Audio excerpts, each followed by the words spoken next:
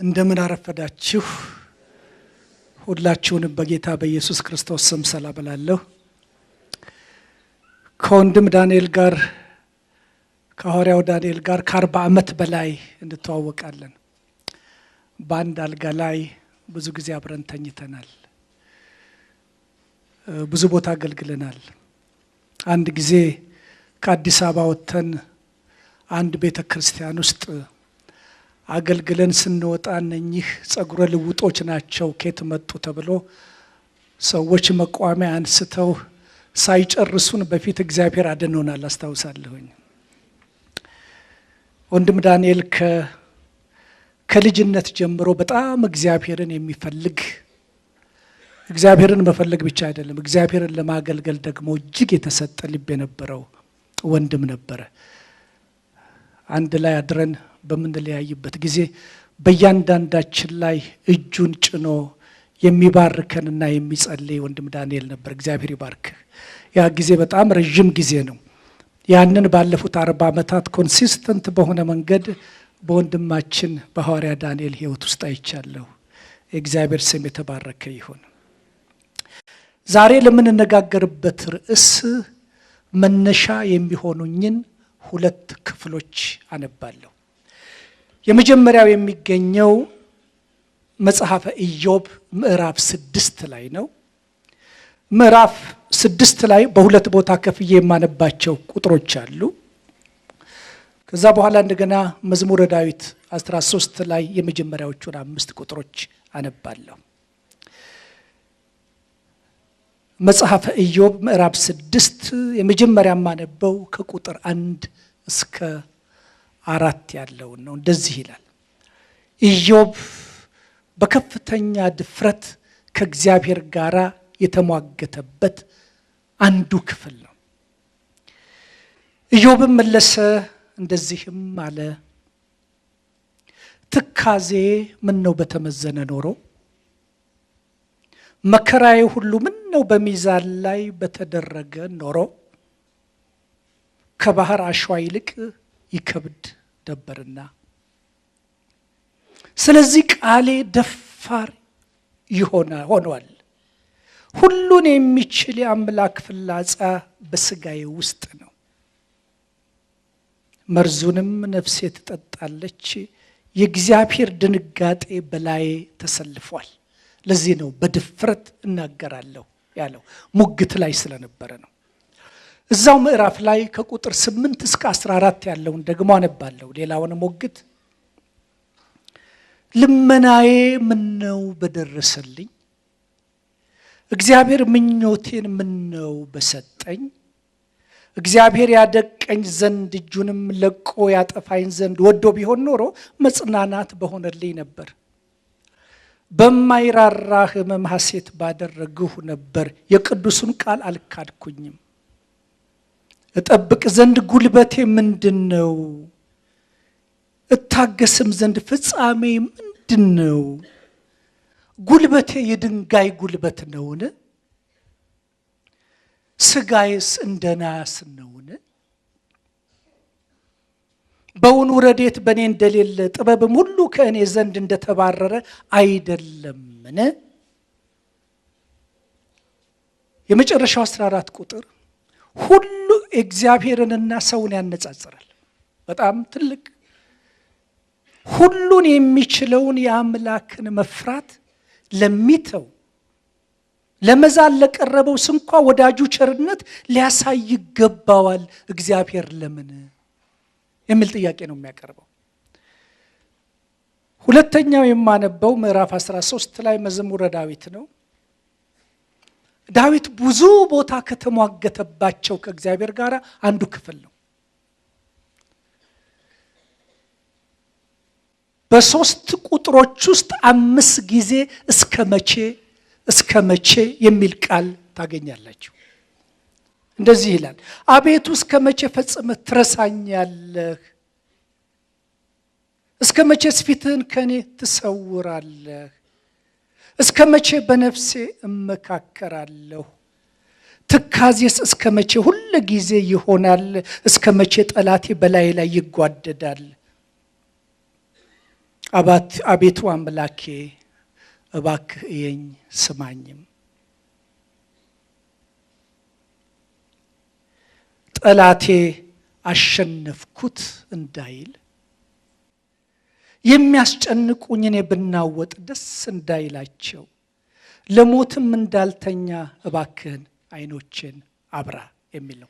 ይህንን ዛሬ ጠዋት የምንነጋገርበትን ርዕስ ከእግዚአብሔር ጋር ሙግት ለማለት ፈልጋለሁ። ከእግዚአብሔር ጋር ሙግት። ከእግዚአብሔር ጋር ተሟግታቸዋል? ኢዮብ ብዙ ጊዜ ተሟግቶ ነበር። ብዙ ሰዎች በኋላ እንመጣለን። የመጨረሻው በተለይ ቁጥር 14 ላይ የተናገረው እግዚአብሔርን ከሰው ጋር የማነጻጸር ነበር። ሁሉን የሚችለውን የአምላክን መፍራት እንኳን ለሚተው ሰው ምንድን ነው እሱ? ለዛለውና ለደከመው እንኳን ወዳጁ ቸርነት ሊያሳየው ሊራራለት ይገባ የለም ወይ? ሰው ለሰው ላጠፋው እንኳን ሊያዝንለት ይገባል። እግዚአብሔር አንዳንድ ጊዜ እንዴት ነው የምትሰራው? ምንድነው የኔ ነገር የሚል የድፍረት ቃል ነው። እሱም በድፍረት እናገራለሁ የሚል ቃል ጨምሮበታል። እንደ ኢዮብ በመጽሐፍ ቅዱስ ላይ ብዙ ክርክርና ሙግት ያደረገው ብዙ ሰዎች ናቸው። ጌዴዎን እግዚአብሔር ከኛ ጋር ከሆነ ይህ ሁሉ ለምን ደረሰብን?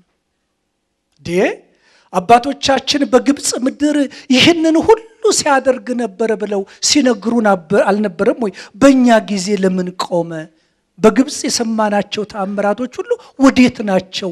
ካንተ ጋር አንተ ታላቅ ኃያል ነህ ሲለው የኔ ታላቅና ኃያልነት ይቅር፣ አሁን እንኳን ያለሁበት በወይን መጭመቂያ እህል እየፈጨው ተደብቄ ነው ያለሁት። ያለሁበት ሁኔታ ሁሉ ራሱን ያሳያል። እግዚአብሔር ከኛ ጋር ከሆነ ይህ ሁሉ ለምን ደረሰብን? አባቶቻችን በግብፅ ምድር ሆኗል ብለው ሲተርኩልን የነበረው ታሪክ ሁሉ የት ነው ያለው? እግዚአብሔር አንድ ጊዜ ስለ ያዕቆብ ምን አለ? መንገዴ ከእግዚአብሔር ተሰውራለች፣ የእግዚአብሔር ፍርድም ከኔ አልፋለች ብለሃል። መንገዴ ከእግዚአብሔር ተሰውራለች፣ የእግዚአብሔር ፍርድ ከኔ አልፋለች ብለሃል ብሎ ያዕቆብን ይጠይቀዋል። እንደዚህ አይነት ሙግት ላይ ያሉ ብዙ ሰዎች አሉ። በእውነት የኔ መንገድ ከእግዚአብሔር ተሰውራለች የሚሉ ሰዎች። ሙግት፣ ስለ ሙግት በዓለም ላይ የተጻፉ ከብዙ ጊዜ በፊት 2 መጽሐፎች አንብቤያለሁኝ። አንዱ ከ100 ሚሊዮን ሕዝብ በላይ አንብቦታል የሚባለው የአንድ አይሁዳዊ ራባይ ኩሽነር የሚባሉ ሰው የጻፉት When bad things happen to good people የሚል መጽሐፍ ነው። መጥፎ የማሳዛኝ ነገሮች በመልካም ሰዎች ላይ ሲደርሱ የሚል ነው። የተነሱበት መነሻ ታሪክ የገዛ ልጃቸው ነው። የ14 ዓመት ልጃቸው ራፒድ ኤጂንግ የሚሉት በሽታ አለ። ሰዎች በጣም በፍጥነት እያረጁ እንዲሄድ በሰውነታቸው ላይ የሚፈጠሩ ሴሎች አሉ። በዚህ ምክንያት የ14 ዓመት ልጃቸው ልክ 85 ዓመት እንደደረሰ ሰው አጥንትና ሴሎቹ አልቀው ይሞታል። ራፒድ ኤጂንግ ይባላል። አንድ ልጅ ነበር ያላቸው፣ 14 ዓመት ልጅ ነው። ለምንድን ነው የሚሆነው? ለምንድን ነው በዚህ ዓለም ላይ ኢቭል የሆኑ ነገሮች በሰዎች ላይ የሚደርሱት? ምክንያቱ ምንድን ነው የሚል በዓለም ላይ የሰበሰቧቸውንና የሚያውቋቸውን ታሪኮች ከልጃቸው ጋር አንተርሰው የጻፉበት መጽሐፍ ነው። ከ100 ሚሊዮን ሕዝብ በላይ አንብቦታል።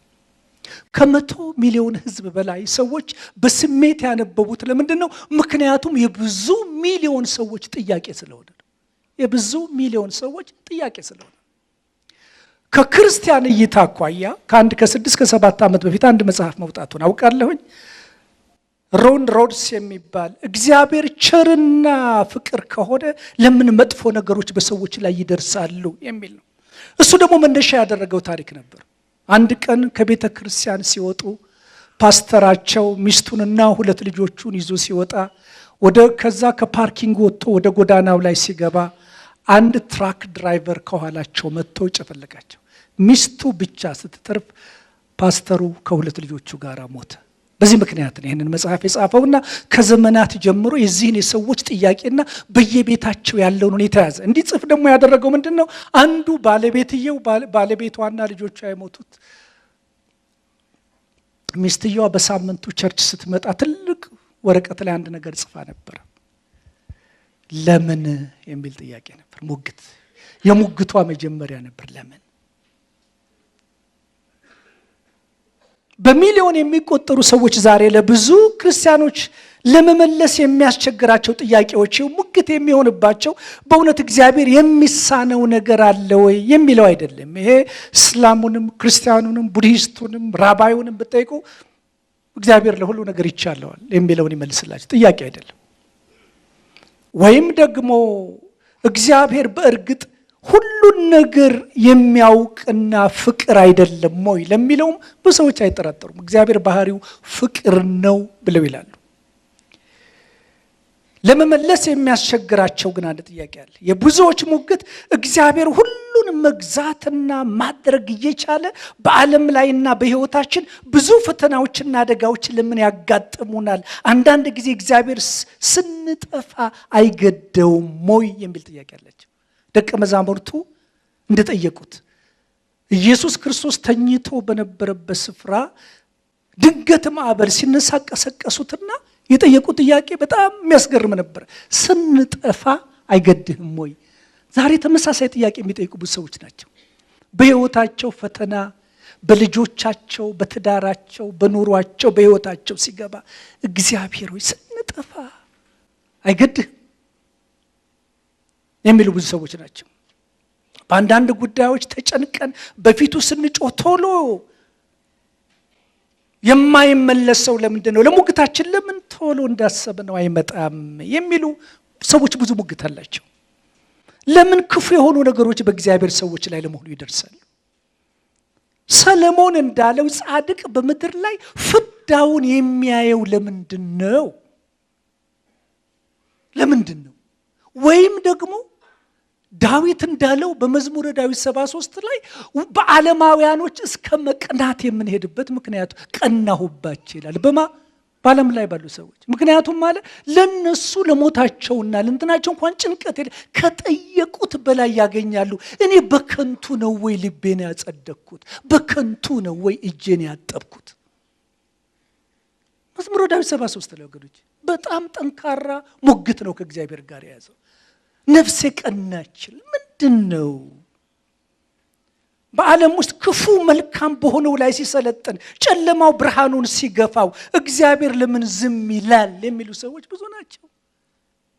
አንዳንድ ጊዜ በዓለም ላይ ያለ ኢቭል የሆነ ጨለማ ነገር ብርሃኑን ሲገፋውና ሲያጠበው ታያላችሁ። እንዳል በየቀኑ በየመስሪያ ቤቱ በተለያየ ነገር በተለያየ የሚያጋጥሟችሁ ነገሮች በህይወታችሁ አንዳንድ ጊዜ ማቴዎስ 15 ላይ እንዳለው የከነናዊቷ ሴት መጣችና ኢየሱስ ክርስቶስን በማግኘቷ በጣም ደስ ብሏታል። የታመመ ልጅ አላት። ስለዚህ ጥሩ የእግዚአብሔር አጋጣሚ ነው። ስለዚህ ኢየሱስ እባክህ ልጄን ፈውስልኝ አለችው። ከዚህ የበለጠ ጥያቄ ምን አለ? በዛ አጋጣሚ መጽሐፍ ቅዱስ ምን ይላል? አንዳች አልመለሰላትም ይላል። አንዳች አልመለሰላትም። በኋላ ያደረጉትን ደቀ መዛሙርቱ ቢቸግራቸው አንድ ነገር በላትና ሸኛት አሉት። ከዛ በኋላ የቀጠለውን ንግግር እናያለን። ግን መጽሐፍ ቅዱስ ላይ ምን ተጽፏል? አንዳች ለጩኸቷ አንዳች አልመለሰላትም ይላል። ይሄ የአንድ ሰው ታሪክ አይደለም። ዛሬ በህይወታችን ብዙ ጊዜ እናየዋለን። እንደዚህ አይነት ጩኸትን ጮኻለን፣ አንዳች መልስ አንዳንድ ጊዜ አናገኝም። ይሄ እውነት ነው ወገኖች። እኔ ድሮ ስለ እግዚአብሔር ጥያቄና ስለ ጸሎት መልስ ባለፉት 40 ዓመታት ለሰዎች ሳስተምር 3 ነገር ነበር የምናገረው። እንግሊዝ ሀገር ሄጄ 6 ሳምንት ሆስፒታል ተኝቼ 5 ሐኪሞች 1 ወር 6 ሳምንት ከዛ በኋላ የመጨረሻው ቀን አመታዊ ስብሰባ የሚያደርጉ 80 ኮንሰልተንቶች አይተው ምንም ተስፋ የለውም ይውጣ ባሉበት ጊዜ አንድ ነገር ጨመርኩኝ።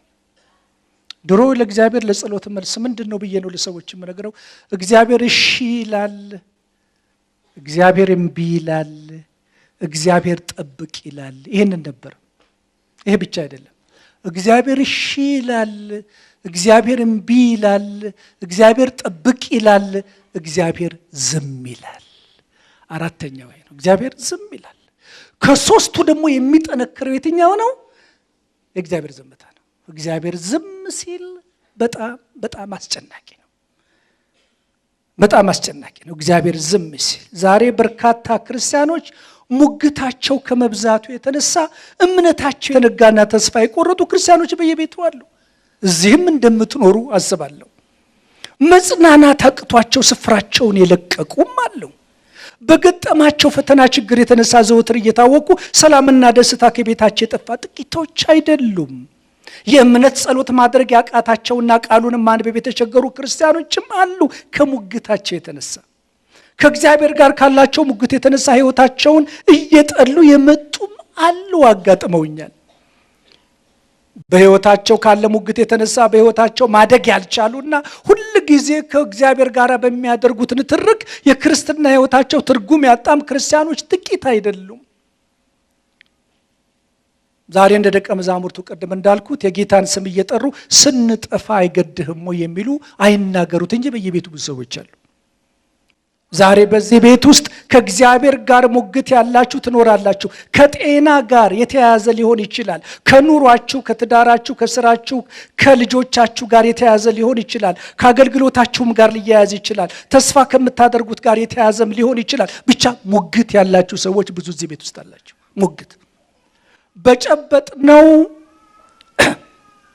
ጨብጠነው ያላችሁት ደስታና ሰላም ብዙ ጊዜ ሳይቆይ ባጋጠማችሁ ሐዘን የተተካባችሁም ሰዎች ልትኖሩ ትችላላችሁ። በውስጣችሁ ካለ ሙግት የተነሳ ውስጣችሁ እየተሸረሸረ የመጣም ክርስቲያኖች ልትኖሩ ትችላላችሁ። እንደ ኑሃሚን ለሰው አልተናገራችሁም እንጂ በውስጣችሁ ማራ በሉኝ እግዚአብሔር ሕይወቴን መራራ አድርጎታል ብላችሁ ያላችሁም ትኖራላችሁ። እንደ ማራ አውጥታችሁ በሰው አልተናገራችሁም እንጂ። ለምን እስከ መቼ የሚሉ ጥያቄዎች አሉብን። ጥቂቶች አይደለንም። ብዙ ጊዜ እንደዚህ አይነት ገጥሞኛል። ለምን አንዳንድ ነገሮች ሚስጥር ይሆኑባቸዋል። ከጥቂት ዓመታት በፊት በጣም የምንወደው የዩኒቨርሲቲ ዲን የነበረ እግዚአብሔርን ለማገልገል ብሎ ትልቅ ኃላፊነቱንና ስራውን ትቶ የሄደ ውድ የሆነ አገልጋይ ለብዙዎቻችን በእውነት እንደ ሮል ሞዴል አድርገን የምንወስደው እግዚአብሔርን ለማገልገል ሲወጣ በመኪና ሞተ። ብዙዎቻችን ያለው ለምን? ይህ ሰውዬ ብዙ ነገር ነው። እግዚአብሔር በሚያደርገው የማይሳሳት ቢሆንም ለብዙዎች ጥያቄዎች ሌሎች እንደተከራከሩት መከራከሩ ነውር የለውም ወገኖች። ጥያቄዎች ወደ አእምሮ ለምን ትላላችሁ? አንድ ጊዜ አንድ ክርስቲያን እህት ነበረች። ባለቤቷ በጣም ውድ ወዳጃችን የሆነ ወደ ጌታ ሄደና እንደዚሁ በሐዘን ላይ እንደነበሩ 6 ልጆች አሏቸው። እሷ ስራ የላትም። ባለቤቷ በአንድ ንግድ ስራ ላይ ነበር ያለውና እንደተበተኑ በጣም ሁላችንም ተጨንቀን ነበር። እና አንድ ቀን ባለቤታችን 2 ልጆቿ መጡ። ጋሽ ንጉሴ፣ እትዬ ፀሐይ እናታችንን እባካችሁ ምከሯት አሉን። ምን ሆነች? ከቤት አንዳንድ ጊዜ ትጠፋለች። የት ትሄዳለች ስንል መቃብሩ ጋር ሄዳ ታለቅሳለች። ለምንድን ነው በሉና ጠይቋት። እሷ ክርስቲያን አይደለችም። መናገር በጣም አስቸጋሪ ነው። ክርስቲያን አይደለሽም ወይ? በእግዚአብሔር ላይ እምነት የለሽም ወይ አሏት። አስታውሳለሁ የነገረችን። እኔ ከእግዚአብሔር ጋር ሞግታለኝ አለች። እኔ የተጫማሁትን ጫማ እናንተ አልተጫማችሁ፣ እኔን የወጋኝ እሾህ እናንተን አልወጋችሁ፣ እኔን የቆረጠኝ ባልጩት እናንተን አልነካችሁ። እኔ ከእግዚአብሔር ጋር ሙግት አለኝ አለች። በእርግጥ ይህች ሴት በኋላ እግዚአብሔር መጽናናትን ሰጥቷታል። ግን ሰዎች ሙግት አላቸው።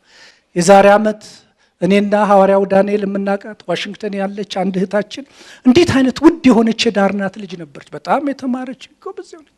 ድንገት ታመመች፣ ሆስፒታል ገማች። እንደ ብሬን ቲዩመር ሆነ። 7 ወር ኮማ ውስጥ ነች። ዓመት ሆስፒታል ተኛች። እናቷ በቁመናዋ ያለቀች ይመስላል። በጣም እዛ በሆንኩበት ጊዜ ልጠይቃት ሄድኩኝና ገና ስታየኝ ንጉሴ ለምንድን ነው ሙግቴን የማትሟገቱልኝ? እኔ ከእግዚአብሔር ጋር አብሮኝ የሚሟገት ሰው ነው የምፈልገው፣ ከሱ ጋር መደራደር ነው የምፈልገው። ተጎድታለች። ሰዎች በተለያየ መንገድ ሙግት አላቸው። ሙግት አለ። እኔና ባለቤቴ ሙግት ነበረን። አንድ ጊዜ የመጀመሪያ ልጃችንን ስንወልድ ትልቅ ሙግት ላይ ነበር። ከአንድ ዓመት በኋላ ልጃችን በእግሯ መሄድ ከጀመረችና ከሮጠች በኋላ አንድ ቀን ከስራ በምንመጣበት ጊዜ አሁን 33 ዓመት ሆኖታል። ከስራ በምንመጣበት ጊዜ ካልጋ ላይ ወድቃለች። የወለቀ የተሰበረ ምን እንደሆነ አናቅም፣ ብቻ አንድ ነገር ይሆናል። ከዛ በኋላ እግሯ እንትን ይሆናል። አዲስ አበባ ውስጥ ያለ ጦር ኃይሎች ሆስፒታል በዛ ጊዜ አሉ የሚባሉ ሐኪሞች በሙሉ ያልደረስንበት የለም። እንዲያውም አንድ ሐኪም ወደ ኋላ መለሰንና የለም ስትወለድ የሚችል ልጅ አካለ ስንኩል ሆና ነው የተወለደችው እንጂ ድንገት መሮጥ ከጀመረችና እንዲህ ካለች በኋላ ካልጋ ስለወደቀች እንደዚህ አይነት ዳሜጅ ሊደርስ። ዳሜጁ ምንድነው? ማንም የሚነግረን የለም። የት ላይ ነው የወለቀ የት ላይ ነው የተሰበረው? ማንም የሚነግረን የለም። ኤክስሬውም የሚያሳየው ነገር የለም። ስለዚህ እየጸለይን ከእግዚአብሔር ጋር ሙግት ህይወታችሁ ከሞላ ደግሞ 3 ነገሮች ይፈጠራሉ። በአግባቡ ለመጸለይና ቃሉ ለማንበብ ትቸገራላችሁ፣ ነፍሳችሁ ትዝላለች። መጽሐፍ ቅዱስ ላይ አስደናቂ ታሪክ አለ። ዘጸአት 6:9 ላይ ምን ይላል? እስራኤላውያኖች የፈርዖን መከራ ስላደከማቸውና ስለደቀቁ ሙሴ ከእግዚአብሔር ተቀብሎ ያገኘውን ቃል ሲነግራቸው መስማት አልቻሉም ነበር ይላል። ከምን የተነሳ? ከጭንቀትና ከድካም የተነሳ። አያችሁ፣ ድቅቅ ስላሉ ቁጭ ብለው እንኳን በአእምሮና ሳይኮሎጂካል በሆነው መንገድ ደቃችሁ ቀርቶ እንዲሁም ሰውነታችሁ እንኳን አድክሟችሁ እንኳን የእግዚአብሔርን ቃል ለማንበብና ለመጸለይ እንደምንቸገር እናውቀዋለን።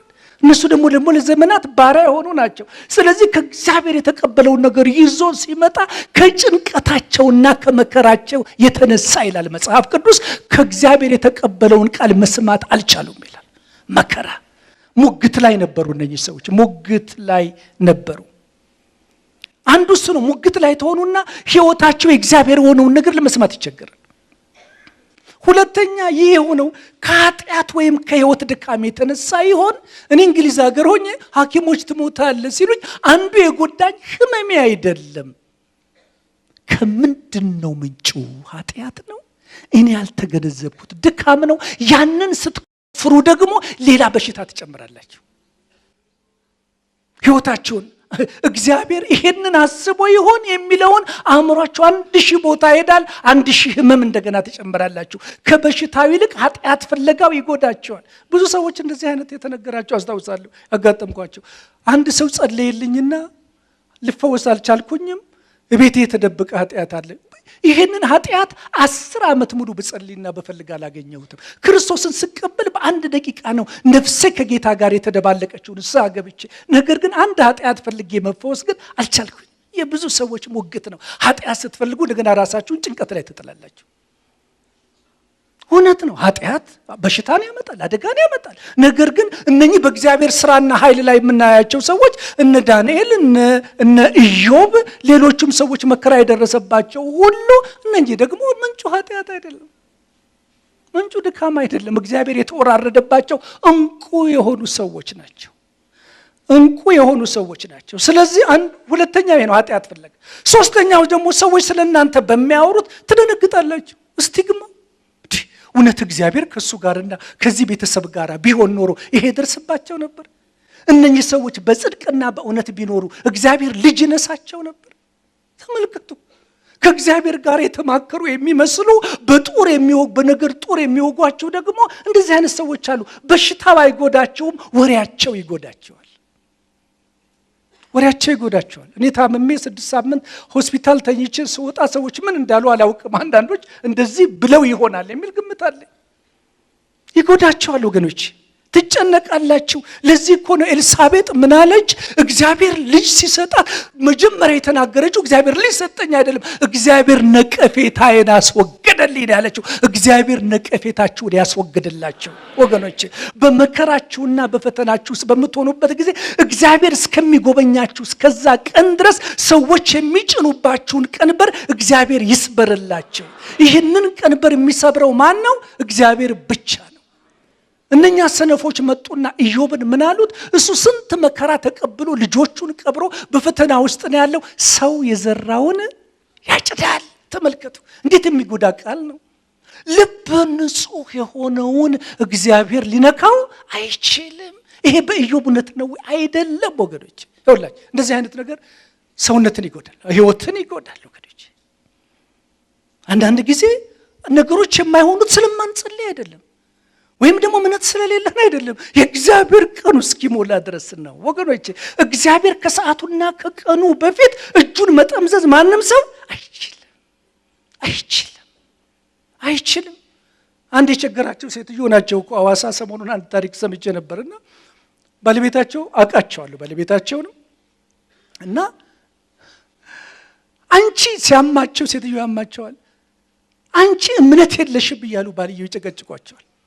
ይሄ እምነት ማለት ምን እንደሆነ ግራ ገብቷቸዋል አለ አይደለ? በእግዚአብሔር ቤት 30 ዓመት ተቀምጠዋል አለ አይደለ? ለስንት የሚያገለግሉ ናቸው። ለሳቸው ህመም እምነት የሚለው ቃል ምን እንደሆነ አንዳንድ ጊዜ ሰዎች ግራ ያጋቧቸዋል። ቻሉና አንድ ቀን ና ይላሉ ባለቤታቸውን ይጠሩና ከ3 ቀን በፊት ይቺ ወተት የምትሰጠው ላማችን ታማ አልነበረም ማለት? አዎ ታማ ነበር። እጅህን ጭነህ አልጸለይክላትም? ጸልያለሁ። አልተፈወሰችም? ተፈውሳለች። ንገረኝ በየትኛው እምነቷ ነው ብለው ይጠይቁታል። ንገረኝ እንጂ እሷ የተፈወሰችው በየትኛው እምነቷ ነው? አያችሁ፣ እውነት ነው።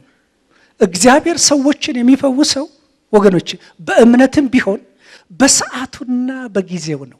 ደግሞ የእግዚአብሔር ቸርነትና ምሕረት ኮንዲሽንንና የህይወትን ሁኔታ ብቻ ተከትሎ የሚሄድ አይደለም። እግዚአብሔር እኮ እኔና አንተን የጠራን እኮ ክርስቶስን የተቀበልለት አይደለም፣ የተሸከመን ከዛ በፊት ጭምር ነው ወገኖቼ። የዳነውና ክርስቶስን ያወቅነው የተወሰነ ቀንና ደቂቃ ቢሆንም ተሸክሞን መስቀልና መዳንን ከፊታችን ያደረገው ከዛ ቀድሞ ነው ወገኖቼ።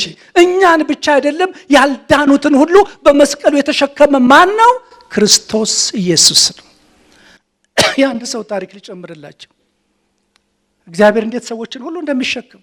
አንድ የ90 ዓመት ሽማግሌ ይመሽባቸውና ያድራሉ። አንድ ክርስቲያን ቤት ሲያድራቸውና ይገባሉ። ማታ ራት ሊበሉ ሲሉ እኛ ክርስቲያኖች ነን፣ ቤታችን ካልተጸለየ አንበላም ይላሉ። እኛ የ90 ዓመት ሽማግሌ እኔ በህይወቴ ጸልዬም አላውቅም፣ ከሁሉ በላይ ደግሞ እግዚአብሔር መኖሩንም አላምንም ይላሉ። ሰዎቹ ይደነግጣሉ። የቤቱ አባወራ ይህ ስንት የተጸለየበትና የተዘመረበት ቤት ውስጥ አንድ ሌሊት ከሃዲ ሊያድር አይችልም ይላል።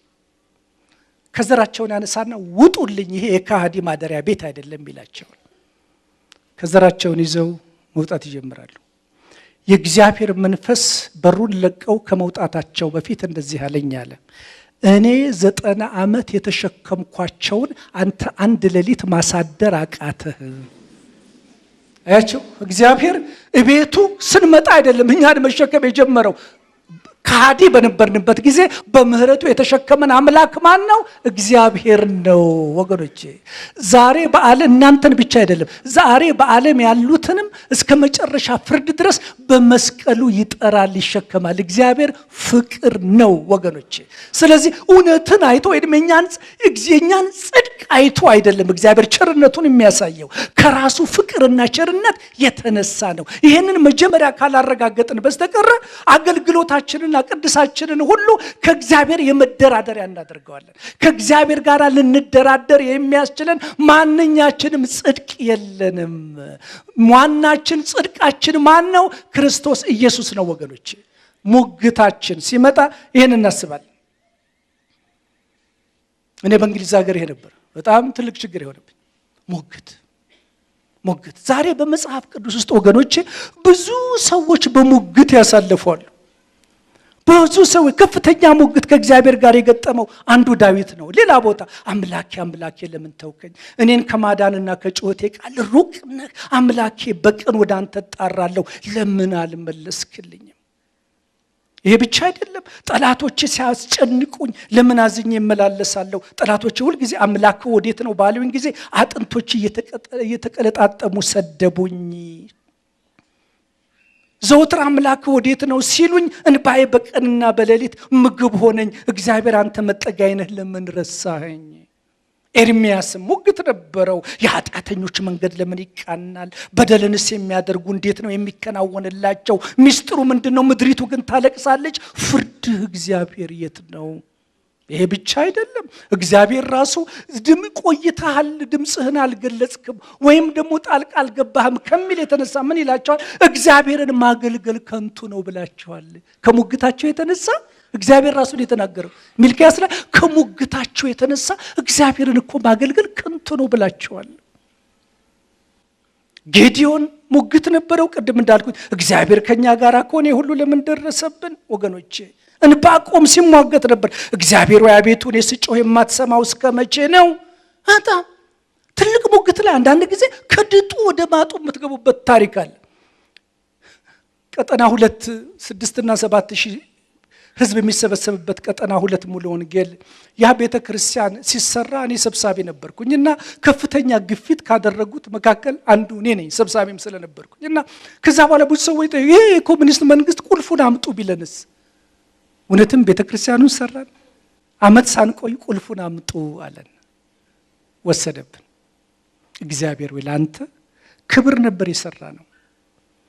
ቁልፉን ወሰዱታል። ቁልፉን መውሰዱ ብቻ አይደለም፣ ያንን ቤት ምን እንዳደረጉት ታውቃላችሁ? የመሳሪያና የቦምብ ማከማቻ ያደረጉት። ከሰዎች ትጥቅ የሚያስፈቱትንና ፈቃድ የሚሰጡበት ያ የምንሰብክበት ፑልፒት የመሳሪያ ማከማቻ ሆነ። እግዚአብሔር ሆይ ቤተ ክርስቲያኑ የጥይት ማከማቻ ከሚሆን ለምን ያሸዋ ማከማቻ አይሆንም? እግዚአብሔር ሆይ ያልኩኝ ለምን መጋዘንና እህል አድርገው አይከምሩበትም? እንዴት ቤተ ክርስቲያን የጦር መሳሪያ ማከማቻ ይሆናል? ከእግዚአብሔር ጋር ሞገት።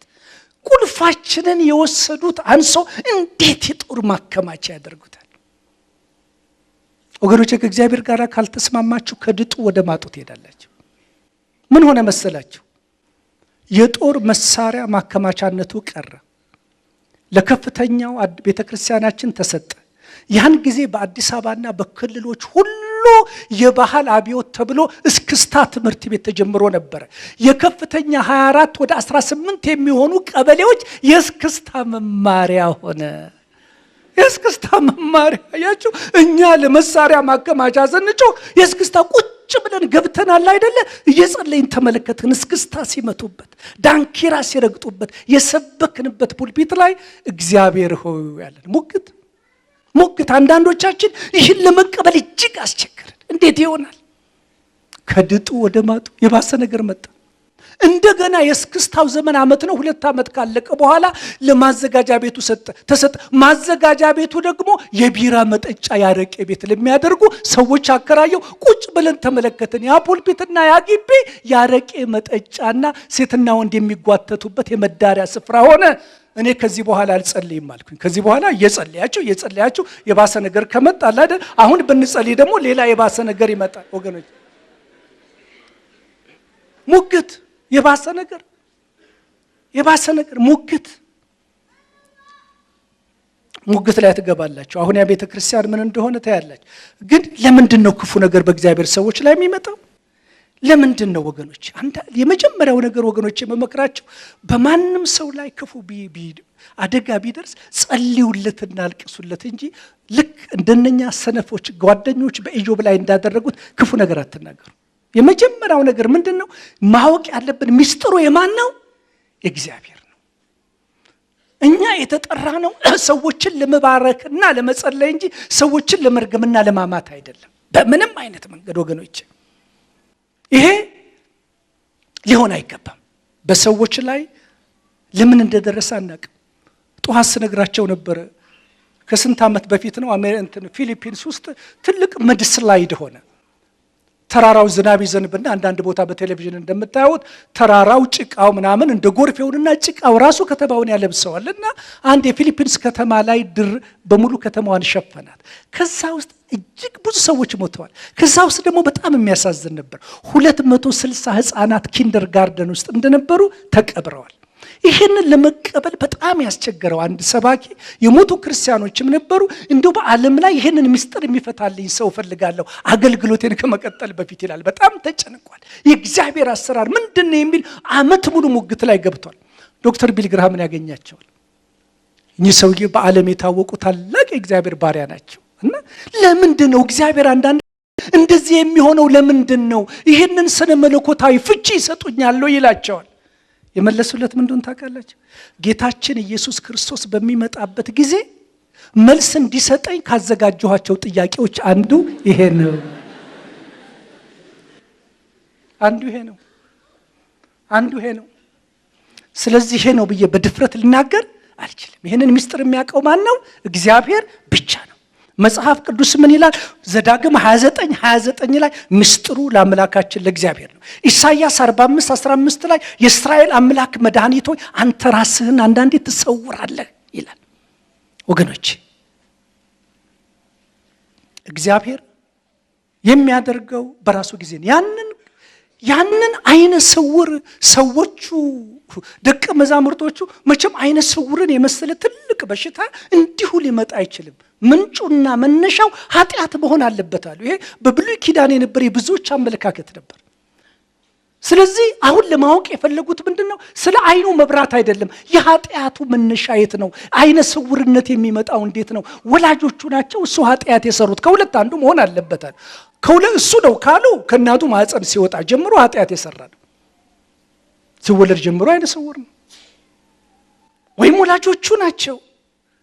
ወገኖቼ ቅድም እንዳልኩት የኤልሳቤጥን ቀንበር እንደሰበረ የዚህን አይነ ስውር ቀንበር የሰበረለት ጌታችን ኢየሱስ ክርስቶስ ነው። ደቀ መዛሙርቶቹን ምን አላቸው? በፍጹም እናንተ በኃጢአት አሳንሳችሁታል አለ። ይሄ ግን የእግዚአብሔር ዓላማና ፈቃድ የሚፈጸምበት ሰው ነው፣ ኃጢአት አይደለም። የእግዚአብሔር ፈቃድ በውስጡ እየሰራ ነው አላቸው። አያቸው? እንደዚህ አይነት እግዚአብሔር ቀን አለው ወገኖቼ። በላያችን ላይ የተጫነውን ይሄን አይነት የሰዎችን ሌላውን መርገም የሚሰብርበት እግዚአብሔር ቀን አለው። መጀመሪያ የሰበረለት አይነ ስውርነቱን አይደለም። መጀመሪያ የሰበረለት ሰዎች በላዩ ላይ የጫኑለትን የኃጢአት መግለጫ ነበር። አይደለም አላቸው። አይደለም። ይሄ ባሪያ የእግዚአብሔር ባሪያ አይደለም። እናንተ እንደጫናችሁበት ኃጢአት በዛ ምክንያት አይኑ አልጠፋም። እኔ በዚህ ቀን በሱ ህይወት ለመከበር ስላሰብኩኝ ይሄ ሰውዬ ይሄንን ተሸክሞ ኖረ። ማን እንዲከበር? እግዚአብሔር እንዲከበር። ኢዮብ ወገኖች አንዳንድ ጊዜ እንዲህ የሚያደርግበት ጊዜ አለ እግዚአብሔር። ወገኖች ይህ በህይወታችን የምናየው ነው። ሁላችንም እኮ እያረጀን እኮ ነው የምንሄደው። እየተለወጥን ነው የምንሄደው። አንዳንድ ጨርሶ ማናቆማቸው ነገሮች አሉ። ጸጉራችን ነጭ ይሆናል፣ ሴሎቻችን ይቀንሳሉ፣ ጉልበታችን ይደክማል። ከዛ በኋላ የተፈጥሮ ህግ ነው እንሄዳለን። ስለዚህ ጸልየን የማንመልሳቸው ብዙ ነገሮች አሉ እስከ ሞት ድረስ። አንዳንዶቹን መቀበል፣ አንዳንዶቹን በእግዚአብሔር ቸርነት እና ምሕረት መያዝ ወገኖች። ስለዚህ እግዚአብሔር እንደ ፈቃዱና እንደ ሐሳቡ እንደ ህጉ ይፈጽማል እንጂ እኛ በምናደርገው ፎርሙላ፣ አንዳንድ ሰዎች በሚያወጡለት ፎርሙላ አይደለም ወገኖች። አንዳንድ ሰዎችን እፍ ብሎ አይናቸውን ይፈውሳል። አንዳንድ ሰዎችን በምራቁ ይፈውሳል። አንዳንድ ሰዎችን ሂድና ታጠብና ተፈወስ ይላል። ዋናው ነገር ምንድነው? እግዚአብሔር ይፈውሳል ነው። በየትኛው መንገድ ይፈውስ? እግዚአብሔር ይፈውሳል። አያቸው? ስለዚህ ስለ መንገዱ ስለ ጊዜው አያከራክረን። መቼ ይፈውሳል? እንዴት ይፈውሳል? የማነው? እሱ የእግዚአብሔር ነው። ነገር ግን አንድ ነገር ልንገራችሁ፣ እግዚአብሔር ቀን አለው። ለእያንዳንዳችን ሞገድ እግዚአብሔር ቀን አለው። ከዚህ ከሰውዬ ቀኑ በሚደርስበት ጊዜ እዚህ ሰውዬ አጠገብ መጥቶ ቆመ። ይሄ አይነ ስውር አልጠራውም። ሌላው የጠራውን እናስታውሳል። ይሄ አይነ ስውር አልጠራውም። በሰዓቱና በጊዜው አጠገቡ መጥቶ የቆመ ማን ነው? የእግዚአብሔር ልጅ ጌታ ኢየሱስ ክርስቶስ ነው። በሰዓቱና በጊዜው መጥቶ አጠገባችሁ ይቆማል ወገኖች፣ ይቆማል። ሙግታችሁን ይወስዳል። እኔ እንግሊዝ ሀገር በነበርኩበት ጊዜ እኔ ብዙ ጊዜ ግጥም አልጽፍም። ያኔ የጻፍኩትን ግን ሙግት ላይ ነበርኩኝ። ከሙግቱ ስር ያለውን ግጥም የጻፍኩት ከተፈወስኩ በኋላ ነው። ምን የሚል ነበር? ከእግዚአብሔር ጋር ሙግት የጻፍኩት ጥያቄ ሆነብኝ። ነፍሴ ስትጨነቅ ስቃት፣ የዛሬ 25 ዓመት የጻፍኩት ነው። ነፍሴ ስትጨነቅ ስቃት ጥዋት ማታ፣ ጆሮን የፈጠረ አይሰማም ወይ ጌታ? ነፍሴ ጭንቅ ሲላት ግራ ሲገባኝ፣ ሰይጣን ተስፋ ቁረጣ በቃ ሲለኝ፣ አይንን የፈጠረ አያይም ወይ እሱ? ፈውስ አልመነጨም ወይ ልብሱን ለዳሰሱ? ታሞ ለሚያቃስት መነሳት ላቃተው፣ የፈተና ናዳ ለሚከሰክሰው፣ ቀንና ሌሊቱን ሐዘን ላጠረበት፣ በየት ነው አቅጣጫው ጌታን የሚያይበት? አጥራለች ወይ ክንዱ አይሰማም ወይ እሱ? ምን ነው ቃሉን ልኮ ሌሎች ተፈወሱ? ሙግት ላይ ነበርኩኝ። ኑሮ አልሟላ ሲል ህይወት ስትከፋ፣ ጥርጣሬ አይሎ የእምነት ውል ሲጠፋ፣ ጌታ የሚገኝበት ቤት ነው ማምለጫው፣ ድል የሚገኝበት ሰይጣን መረገጫው፣ ጌታ አልነበረም ወይ ህዝቡን የመገበ ህዝቡን የፈወሰ፣ ካዘኑት ጋር ሆኖ አብሮ ያለቀሰ፣ ምን ነው ለኔ የሚል ነበር። አንድ ቀን ቤቴ ቁጭ ብዬ ከእንግሊዝ ሀገር ከመጣሁኝ በኋላ አንዲት እህት በጠዋት መጣች። ወንድም ንጉሴ እግዚአብሔር እንደዚህ ብሎኛል፣ ካንተ ጋራ ያለህ ሙግት ከዛሬ ጀምሮ አቁሟል፣ ቀኑ ሞልቷል፣ ካንተ ጋራ ያለኝን ነገር ጨርሻለሁ። ከ2 ቀን በኋላ የእንግሊዝ ሐኪሞች 6 ሳምንት አስተኝተውህ ሊያሳዩ ያልቻሉህን በሽታ በቀላሉ ታነስ። ከ2 ቀን በኋላ 10 20 30 ጊዜ ከመጣው ጊዜ ጀምሮ የተለያየ ምርመራ ተደርጓል። ምንም ነገር የለም። እግዚአብሔር በቃ ሲል የያዘው ሁሉ መንገዱን ይለቃል ወገኖቼ፣ ይለቃል ወገኖቼ፣ ይለቃል ወገኖቼ። የተዘጋውን ሊከፍት የሚችል ማን ነው? እግዚአብሔር ብቻ ነው። ቀኑ ሲሞላ ከዛ በኋላ ከ2 ቀን በኋላ በሽታ ይታወቃል። ዲቴይል የሆነ ነገር ነው። ሌሎቹን ጊዜ አላጠፋም። ዲቴይል የሆነ ነገር ነው የተነገረኝ። ከዛ በኋላ እግዚአብሔር ስሙ ይባረክ። ከዛ በኋላ ግጥሙን መጨረስ ነበረብኝ። ከተፈወስኩ በኋላ ምን አልኩኝ? ጆሮን የፈጠረ ይሰማል ጌታችን፣ ዓይንን የፈጠረ ያያል አምላካችን። አይዞህ ትድናለህ፣ ቁስል ይፈወሳል፣ ዘይት ይቀባሃል፣ ሰይጣን ማቅ ይለብሳል።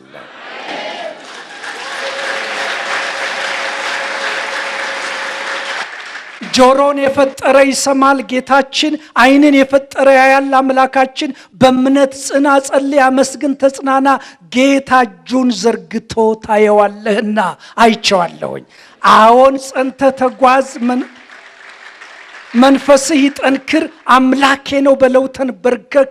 ከእግሩ ስር መቼ ይተውሃል? ማን ያሸንፍሃል? ጠላትክን ረግጦ መርዙን ነቅሎልሃል። ደስ ይበልህ፣ ዘምር፣ ጸልይ፣ ፊትህ ይብራ፣ ከጎንህ ይቆማል። ሰዓቱ ሲሞላ አምላክ ሰው አይደለም ማደራ የሚበላ።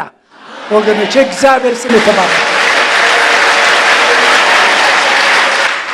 ወገኖች ያቺ ልጃችን ምን ሆነች? እግሯ በእንደዚህ አይነት ሁኔታ የነበረው ተስፋ ቆርጠን ቤታችን እያለቀስን በሙግት ላይ ነበር። አንድ ቀን ጠዋት ሐዋርያው ዳንኤል የሚያውቀው የቅርብ ወዳጃችን የቤተ ክርስቲያን አገልጋይ እሱ ሚስት የካቲት 12 ሆስፒታል ትሰራለችና ደወለች። ልጅቷን ይዛችኋት ነው? ምን ለመጨመር ነው የምናመጣት? ብቻ ይዛችኋት ነው አለችን። ይዘን ሄድን። አንድ ሐኪም ነበር ጨርሶ እግዚአብሔር ክብሩን ለማንም አይሰጥም። በማይሆን ሁኔታ ነው የሚሰራው።